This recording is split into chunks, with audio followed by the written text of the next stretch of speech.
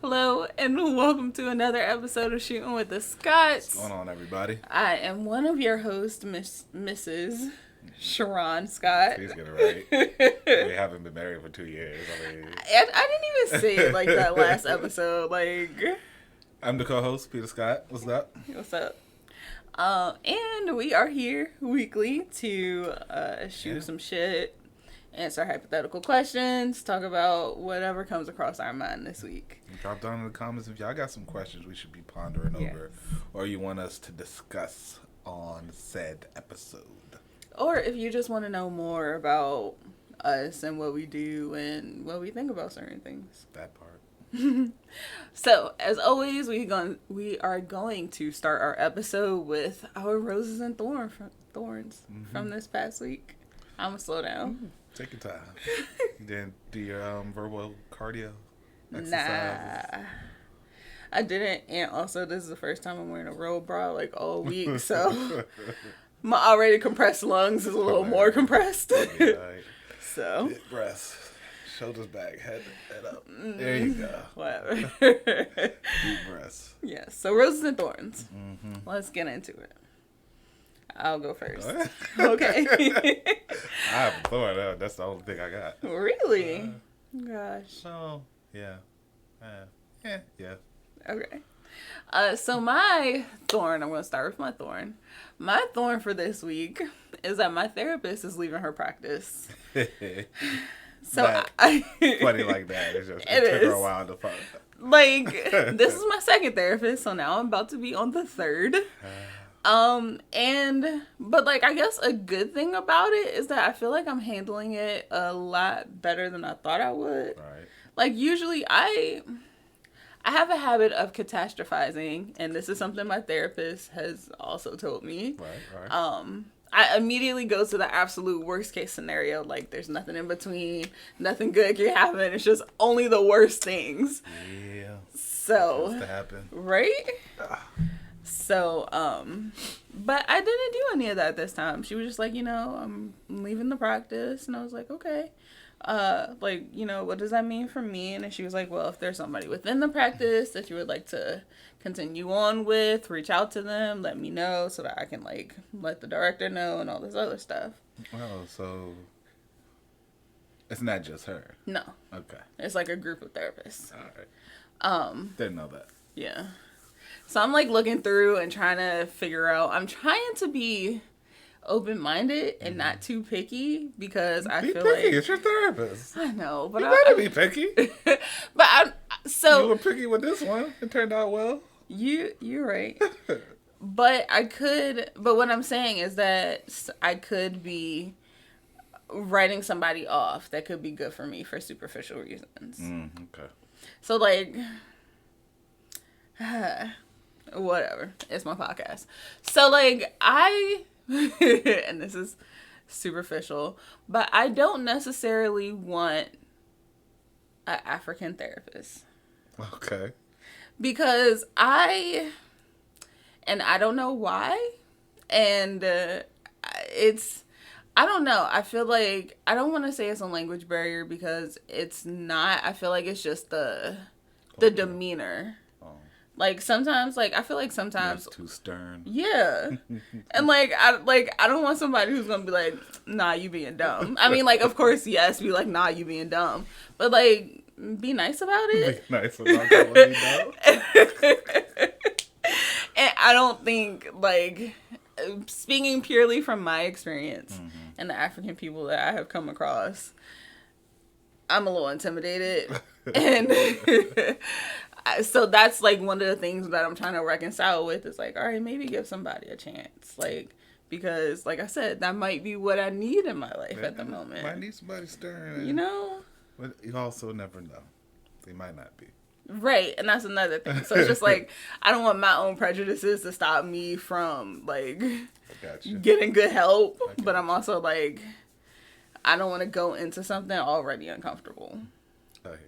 I found it funny just because when we were looking to move earlier this year, one of your drawbacks from getting a therapist right away was having to up and get a new one when we moved. Right?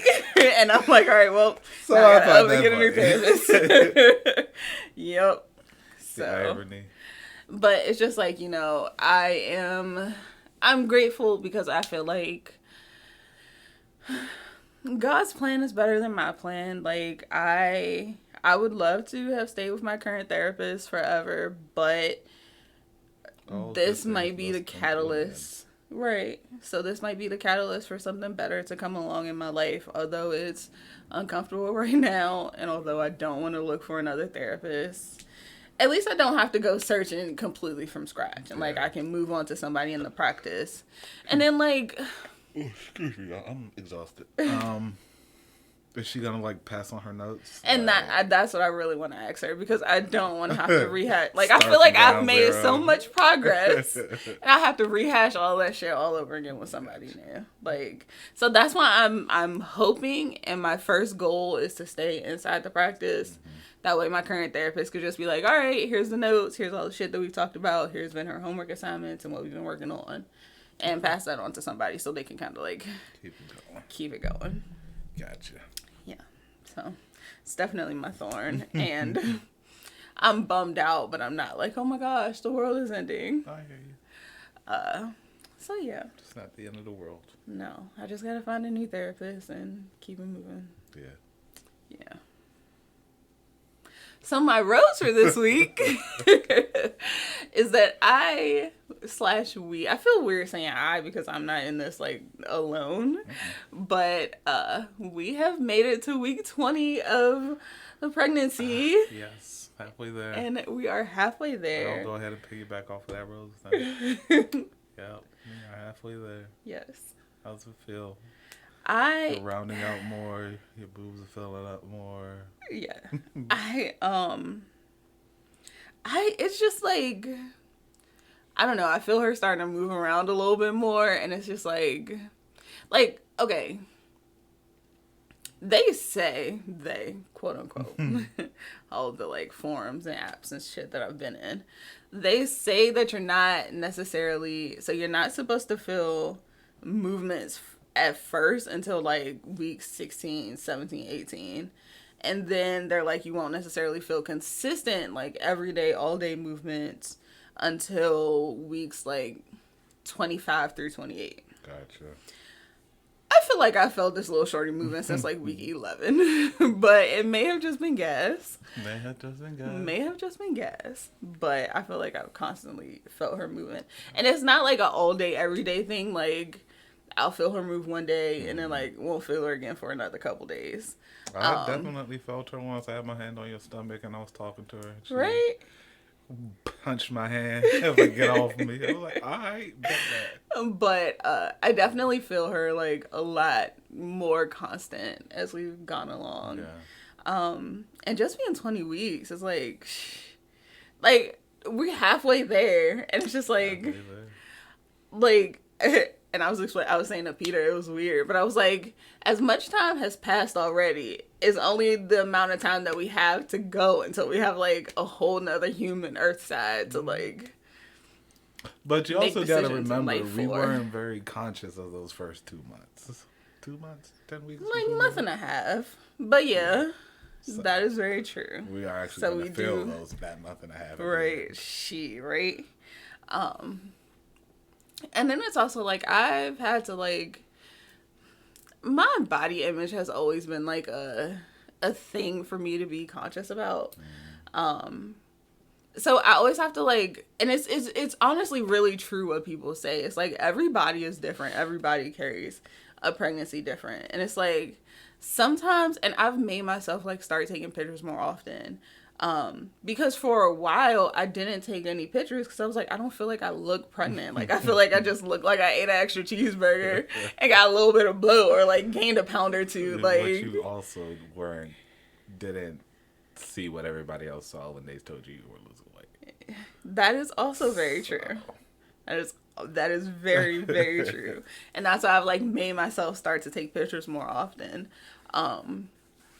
But even with that, I started to feel like, dang, I'm not like rounding out like normal like 20-week pregnancies are or whatever. Right? And so I had on like a sundress. It was an A-line sundress. I know. The dress that I wore when we went to get massages on vacation. I wore that dress to the winery to get brunch with my mom, my family, and them. And like literally as soon as one of my aunts saw me, she was like, "Oh, look at you rounding out." I was like, and this was like a couple weeks, like 2-3 weeks ago. Yeah. I was like, dang, like, all right, maybe I do actually look like I got something there. So it's like my belly isn't like perfectly round, but it's also like, as I was going, like everybody carries your weight and your pregnancy differently. So it's like just because it doesn't look like I got a basketball under my shirt, that doesn't mean I don't look pregnant. I've never seen a perfectly round baby. Or bump, I guess. Either anyway. Maybe not. But I started to like subconsciously compare myself to other people. Because like on the apps, they'd be like, oh, everybody post your bellies. Let's get updates and all this other stuff. Yeah. So I'll see people who are like 12, 15, not 12, that's an exaggeration. But like 15, 16 weeks. And they got like a whole like round stomach. And I'm just like, all right, I guess. But I'm also just like, I'm grateful for my baby. And I know that my body was chosen specifically to carry my child, no matter what it looks like on the outside. Hey, you can't deny nothing's in there. We went to like, and Shorty was like, get out of here. So no, it's just pictures, like, please. So it's like, I know that there's a baby in there, even if other people aren't aware.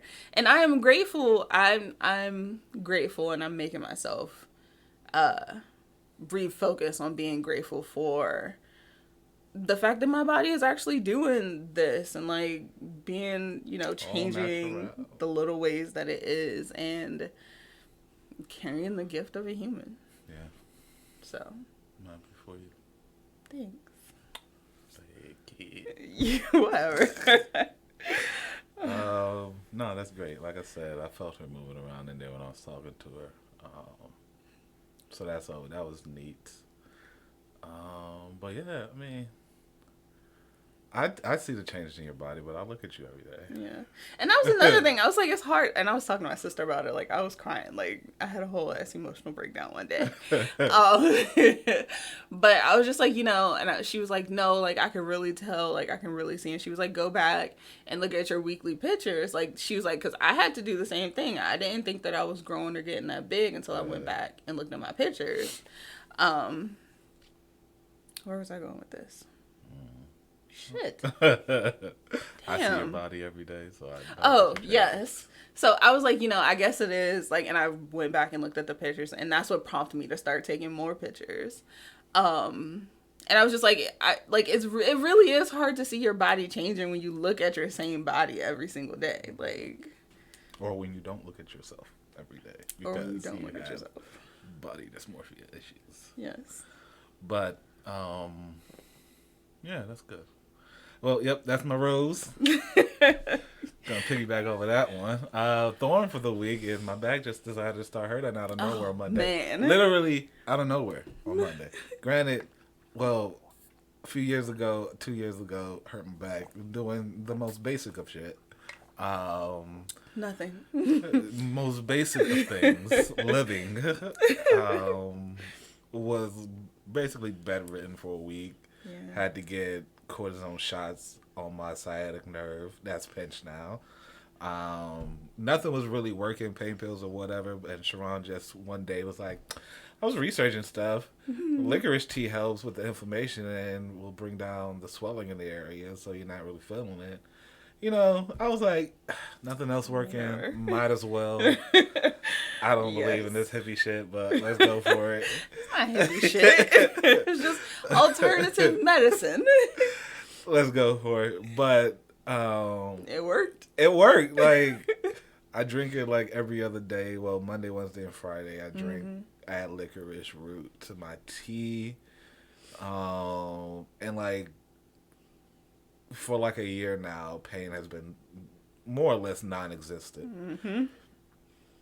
The licorice root that I had, I couldn't close anymore because the bag ripped and it went bad. And it tasted bad in my teeth, so I got rid of it. That was a week ago. And Monday, my bag was like, nigga, what the fuck? It's like, something ain't right here. We is missing something in our chemistry. You need to put it back. And like, I was in so much pain Monday and Tuesday. And I thought, I didn't work out for a week. Maybe I'm just packing on weight and that's hurting my back. So, I had every intention to work out Monday, regardless of if my back was hurting or not. And like I said, I woke up Monday. It was hurting. I didn't listen to my body, and I went and worked out anyway, and that made it worse. Tuesday, did the same thing. I took it slow, though. You're okay. I usually finish my mile in like 12 minutes, and it took me 20. It was still a mile, though. You didn't think, all right, maybe like let me only take a little bit. I don't do it. Let me only walk for as far as I can get in 12 minutes. I gotta do it all the way, or I'm just not gonna do it. I know how I work.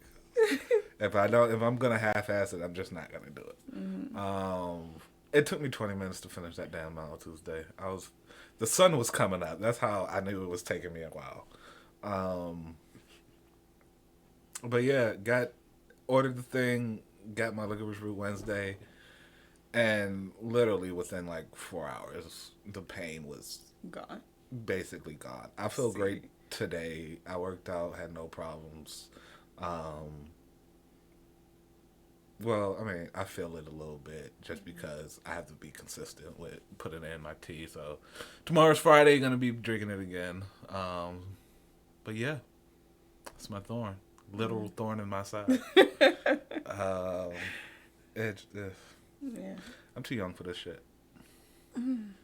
That's a nice way of thinking about it. I'm way too young for this shit. Yeah. I shouldn't have these problems at my young, strapping age. Sir, you are almost 30. Almost 30. Almost. Your body has been on this earth fighting gravity. That's great and all, but doing shit for my dad ain't got back issues. Well, I mean, this is some bull.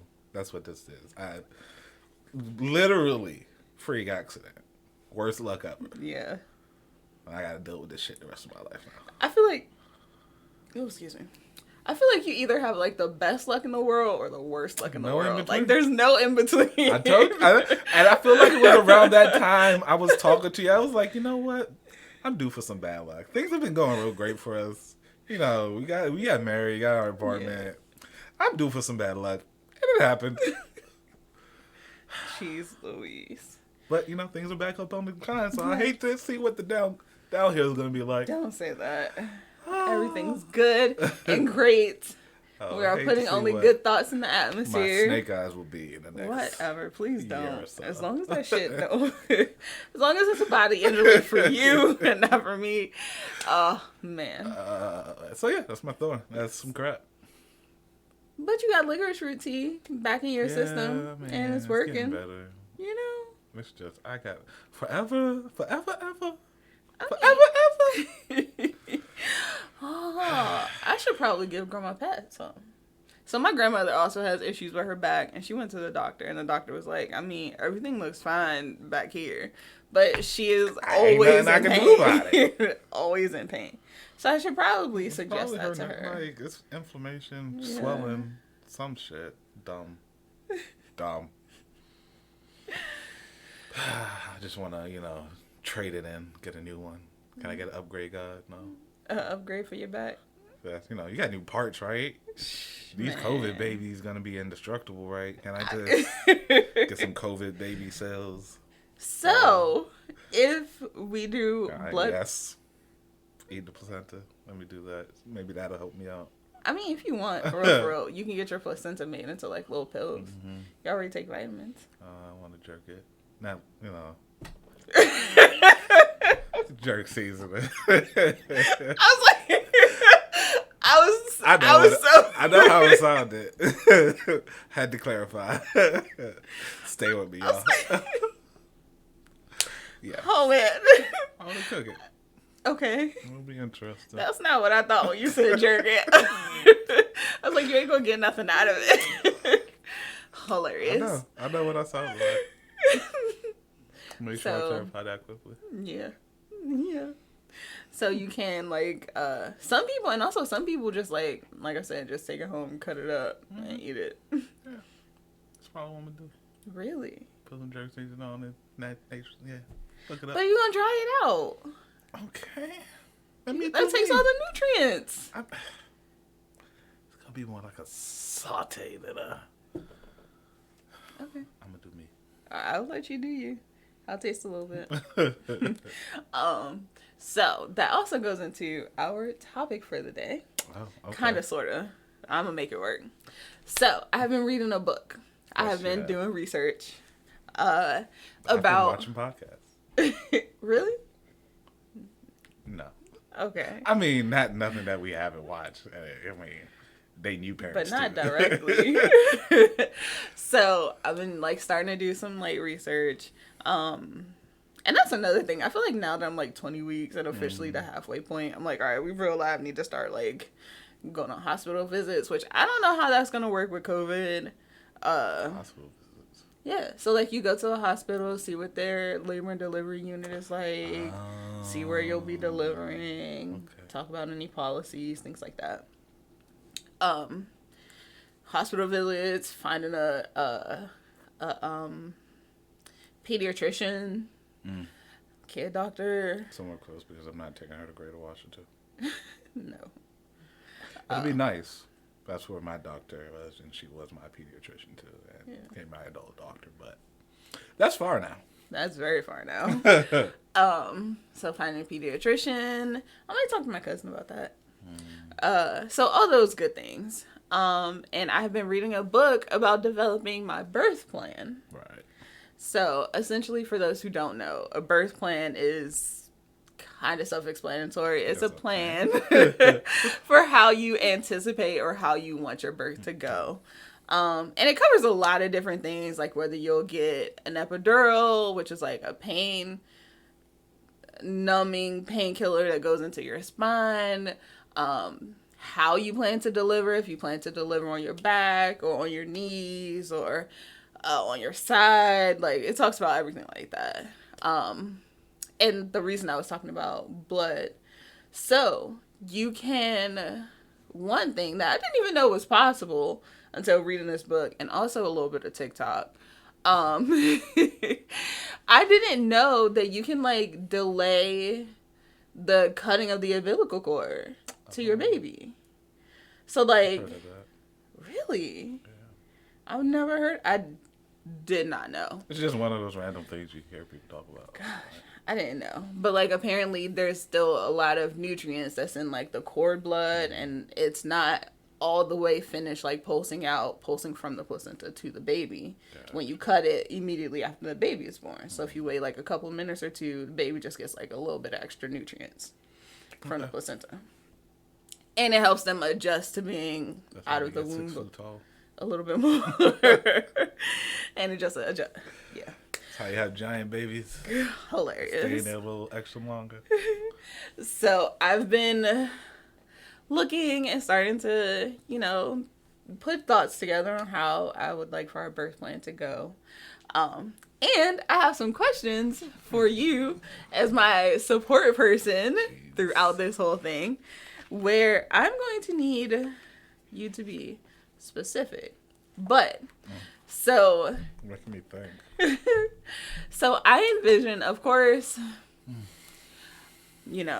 with the panorama and all that other good shit, and hospitals being filled to damn near capacity everywhere. Thanks, y'all. And y'all specifically. It's the other y'all. I know for sure that I'm probably only going to be able to have one person in the delivery room with me. And naturally, that person will be you. So you're my designated support person. I'll have to write that on my birth plan. So you got to get to the doctors? Well, they say it's good to discuss with your OB to see if there's anything that's completely far-fetched for your situation. But it's like a questionnaire, like what you want. And some people don't develop a birth plan at all. I mean, I know. You give birth. Let's wing it. But me, I'm like, I want to be specific. And I want to try new shit. Like stuff that I didn't even think, like I said, I didn't think delayed cord clamping was a option at all. You doing it. Man, look, I'm a little nervous, but I think I got it. So these are questions to ask your partner or your designated birthing support person. Your support item. Your support person. To kind of see where your brain is and any options or thoughts that you have going into delivery. Okay. All right? Cool. So. Let's get on with it. And like I said, I would like for you to be specific and detailed in these questions. I will try. I'll probe you if you need it. So, number 1. What are your thoughts about labor and birth? Does any part of it worry you? What are your thoughts overall?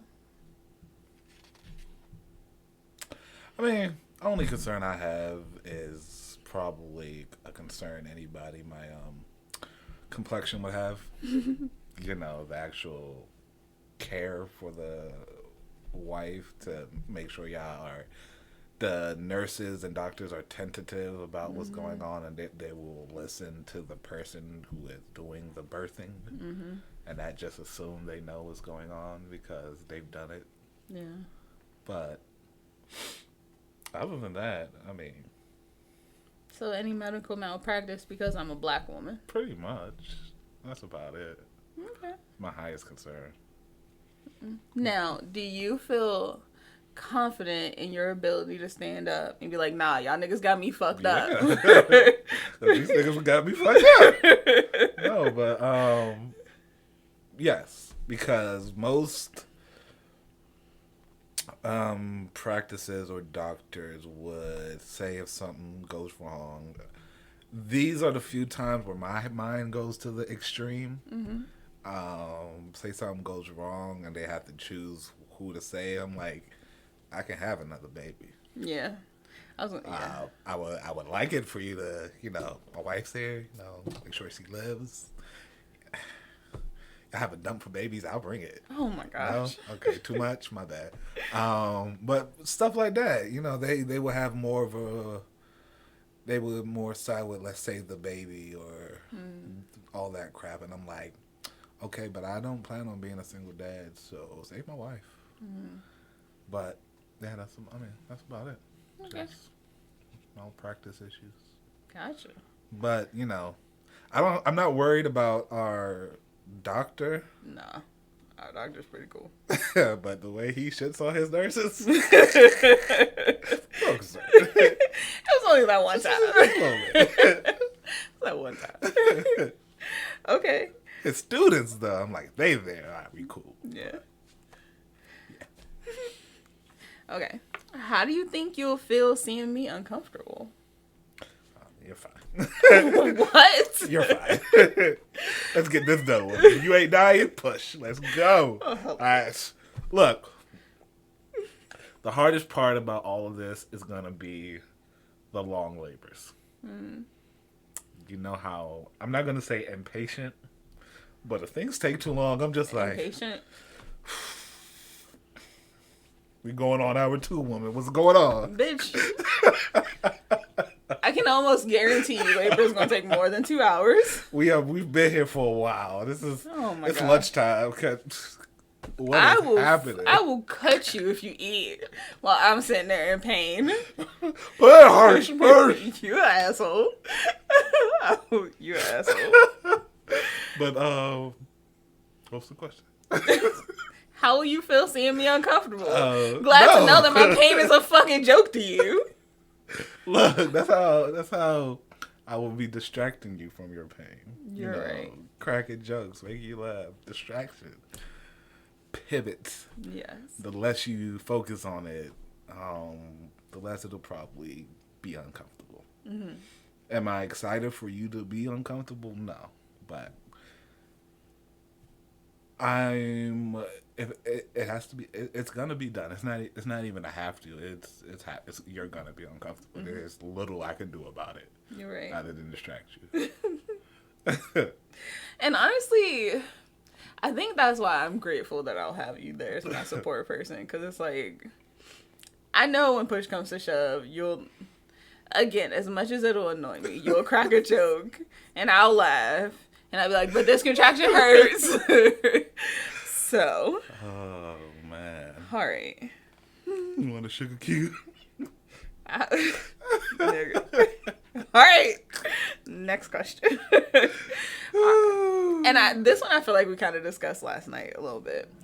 Are you I'm joking. Go ahead.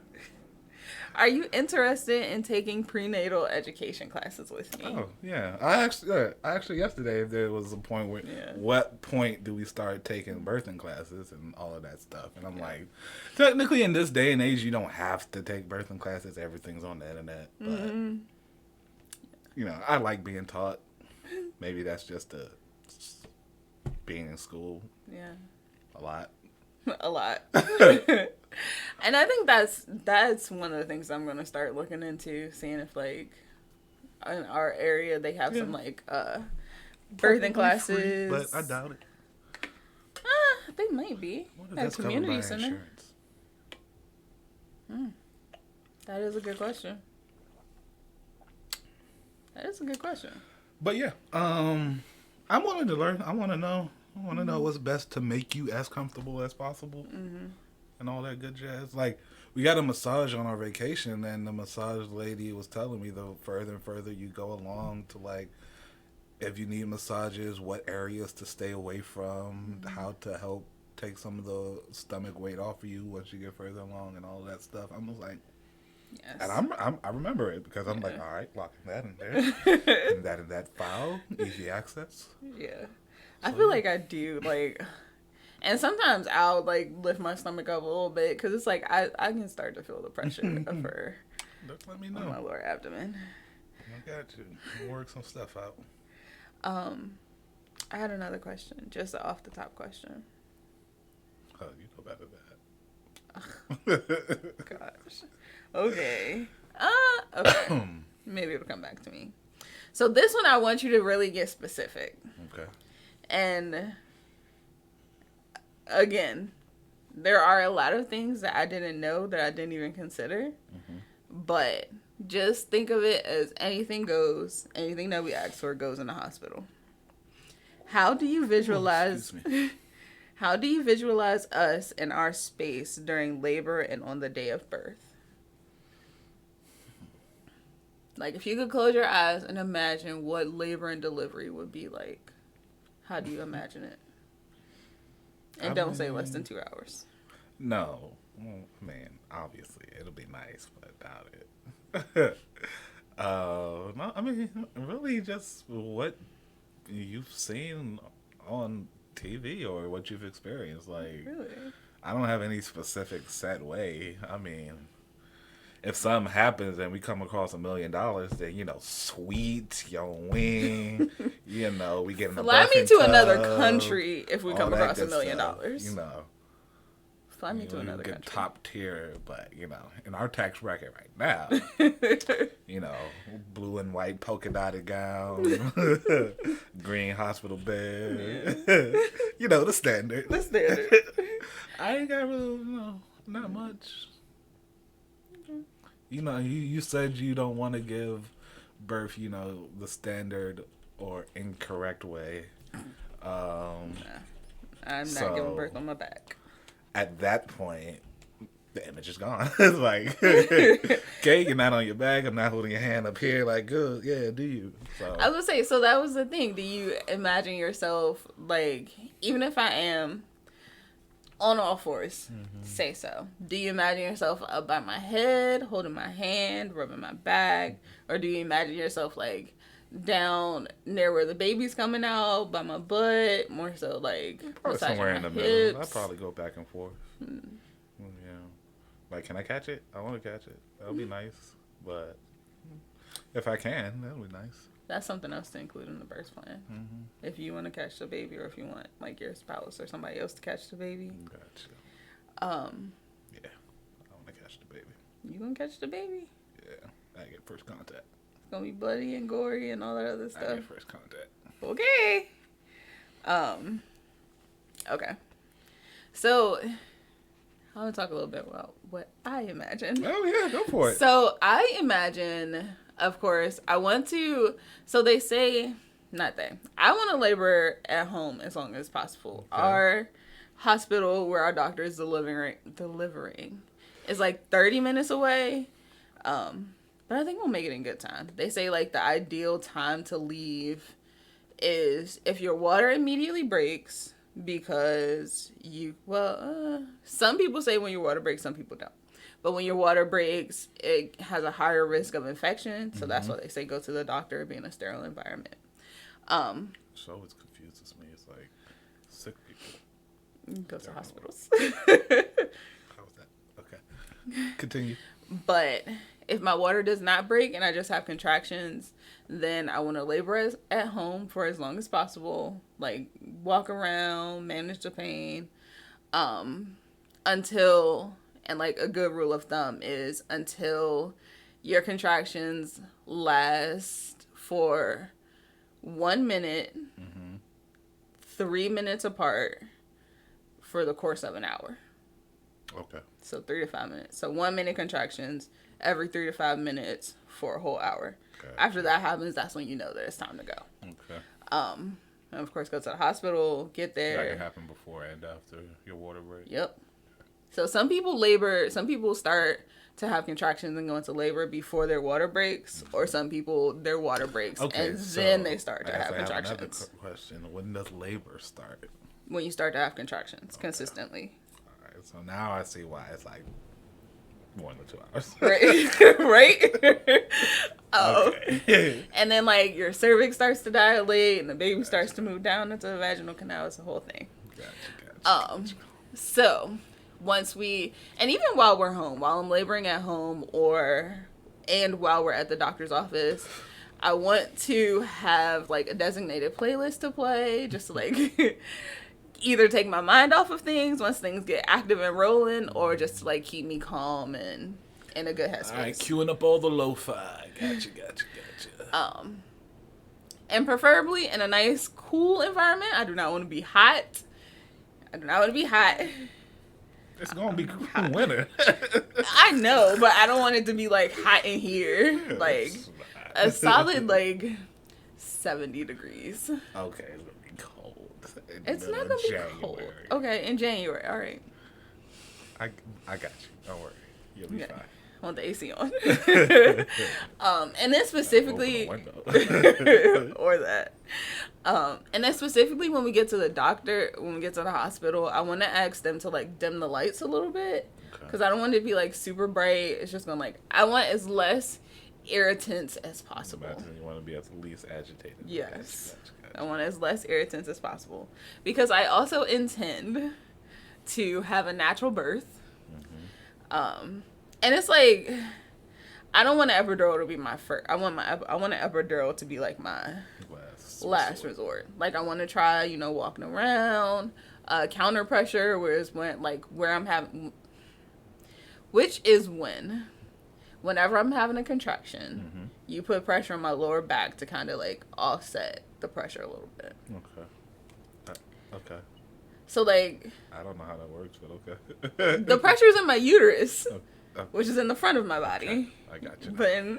Got you now. So. I'm with you. And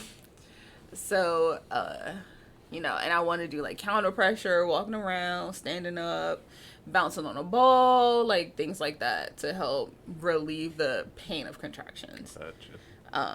And also just a lot of mental work just to, like, keep, like I said, I want as less irritants as possible to keep my mind calm, and jokes to distract from the pain in the moment. So yeah. And last but not least, I will deliver either in a squatting position or on my hands and knees.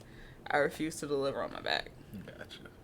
So If a nurse is like, all right, go ahead and lay on your back. Nope. Peter, I need you to help me get on my back. I need you to help me sit in this squat position. Somebody's going to catch this damn baby. Gotcha. Okay. So that was about visualizing us in our space.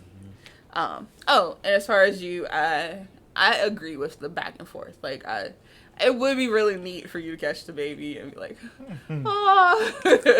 But I know also I'll be like, nigga, hold my hand. Like, tell me I'm okay. Like, that's more so the thing. I want the words of affirmation. Tell me I'm good. Tell me I got this. Tell me I look pretty even though blood is spurting from every orifice in my body. Like, in 3 months, I'm gonna fuck the shit out of you. Gotcha. Yes, Dad. Gotcha. Like, you know, just how motivation. soon would it be to bring the baby to Iron Age? Because can we do it after this? Because I'm kind of hungry. Oh my gosh. No.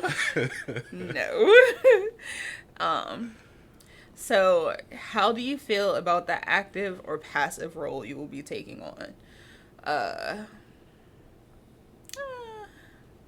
So I guess more of an active or passive role would be more so, do you intend on, like I said, being right there with me, applying counter pressure, like actively doing things at every step during labor, or just kind of like sitting in the corner being on your phone, playing PlayStation? Useful.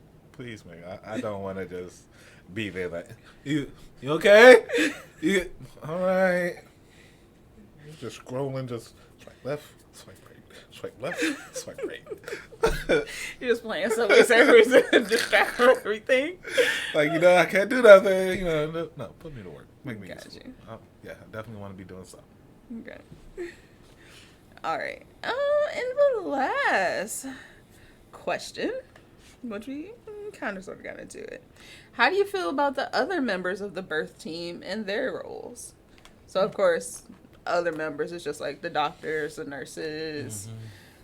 If there's anybody else that we could bring to the hospital with us, things like that. Gotcha. Like I said, I'm fine with the doc. You know, I'm joking, but I'm fine with his nurse. I'm fine with his whole team. You know, they seem like decent people. If we can have other people there, it's probably not going to be nobody but your mother, my mother, or your sister. And just want somebody wherever the baby's going. Yeah. Just to, you know, eyes on the prize. Absolutely. We can't put a stamp on her forehead, so don't want to lose my baby. Here's another black baby that you'll find out 18 years from now is neither one of yours. That's your baby. I agree. I want to ask the hospital to do all of their like testing and like after birth care in the room with me. Right. So like some people opt to have their baby go to the nursery so that the parents can like relax and get some sleep or like clean up afterwards, things like that. Me, I'm like, nah, you can do all that shit right in here with me. I ain't gonna stress. We did our job. All that right here. Just do it in here. And then another thing that I really think is important, like I said, other than the delayed cord clamping, is skin to skin contact. Even if I'm not in the, I don't want to say position, but like if I'm not in the position to be able to have skin to skin, I mean, well, not physical position. I mean, like if there's like distress or like heart pressure, like blood pressure a little too high, or I'm not gonna think about none of that until I'm actually there. like I just that could happen. That could all right, you can die, can't you? Gotcha. Yeah. Cool. Yeah. I'm not gonna think about none of that. Until I'm literally ripping a part of myself out of my body. I'm not gonna think about any of that until it actually happens. Farthest thing from my mind. But I would prefer, like I said, if you catch her and do first contact with like catching the baby, and then I want to do skin to skin first. But if there's something going on with me that I'm unavailable to do skin to skin, gotcha. I'll make sure I bring you do skin to skin, and that is a non-negotiable. We need skin to skin immediately after the baby's born. I'll bring a rippable shirt. Thank you. Yeah, t-shirt with the top already cut a little bit. I got that bleach shirt. I'll rip that. Yeah, that one works. It'll be cold though. Nah, You wear a jacket. Yeah, we'll be fine. You got it. I got it. So yeah, because I just want to establish that connection with either of her parents immediately after she's born. Oh, yeah. So yeah. Okay. I just want to see where your headspace was and things that you're thinking about, and Not you dying, that's for sure. one of us has to. I mean, like, not think about the me dying part. Yeah, I've been not until the day of. I've actually been trying to like not let that be a focal point because I don't want to start to like scare myself and start to worry about that. I mean, that's true. No, not at all. And one of my cousins actually delivered her daughter at the same hospital that we're delivering at. Yeah. So she was telling me about how they were really good. 2 hours. So it runs in the family. That's all I'm saying. No, the fuck it don't. So she was saying that, like, based on her experience at the hospital, it was a really good place to go. One of the best hospitals in our area. So like I said, I'm excited and looking forward to it. That, honestly, hearing, and I am definitely let me have a first person trusted source account to let me know if I should trust something. Yeah. That's why I'm fine. That's why I had no question about your doctor. I'm like, who did?